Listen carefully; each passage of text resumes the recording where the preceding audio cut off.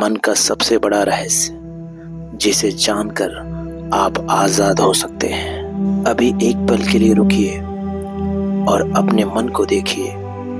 कोई न कोई विचार इस समय भी चल रहा होगा। शायद भविष्य की चिंता, शायद किसी पुराने अनुभव की याद, शायद किसी अधूरे सपने का ख्याल। लेकिन एक सवाल पूछिए, इन विचारों को देख कौन रहा है? यहीं से शुरू होता है मानव चेतना का सबसे रहस्यमयी अध्याय। अधिकतर लोग पूरी जिंदगी अपने विचारों के साथ खुद को जोड़कर जीते हैं।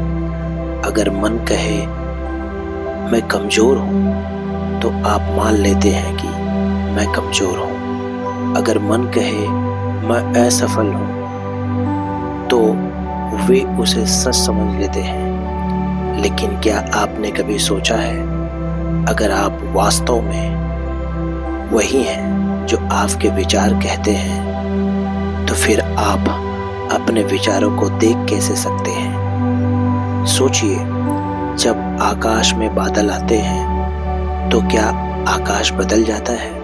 नहीं, बादल आते हैं और चले जाते हैं, लेकिन आकाश हमेशा वहीं रहता है। ठीक वैसे ही विचार आपके मन में आकाश में आने जाने वाले बादल हैं। वे हर पल बदलते रहते हैं। कभी खुशी के विचार, कभी डर के विचार, कभी क्रोध, कभी उत्साह। लेकिन जो इन सब को देख रहा है वह हमेशा मौजूद रहता है। यही कारण है कि महान ऋषियों, संतों और दार्शनिकों ने कहा, तुम विचार नहीं हो, तुम विचार के साक्षी हो। यह सुनने में साधारण लगता है, लेकिन यदि कोई व्यक्ति इसे सच में समझ ले तो उसका जीवन बदल सकता है, क्योंकि उसी क्षण वह अपने विचारों का गुलाम नहीं रहता।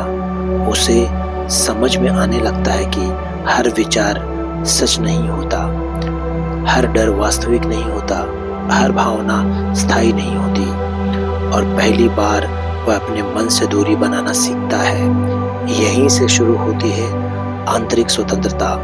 लेकिन अधिकांश लोग इस रहस्य को कभी नहीं समझ पाते। वे हर विचार पर विश्वास कर लेते हैं, हर डर को सच मान लेते हैं और धीरे धीरे उनका पूरा जीवन उन विचारों द्वारा नियंत्रित होने लगता है। अब सबसे बड़ा प्रश्न यह है कि अगर आप विचार नहीं हैं, तो फिर आप वास्तव में कौन हैं? ये कौन सी चेतना है जो आपके भीतर सब कुछ देख रही है? और क्या उस चेतना को जान लेने के बाद हर तनाव और दुख का अंत हो सकता है? शायद यहीं से खुलता है स्वयं के वास्तविक स्वरूप का सबसे गहरा द्वार।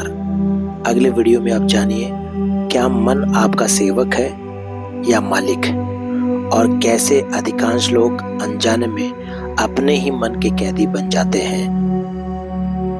ऐसे और वीडियोस के लिए इस चैनल को सब्सक्राइब कर लीजिए। मिलते हैं अगले वीडियो में। जय हिंद।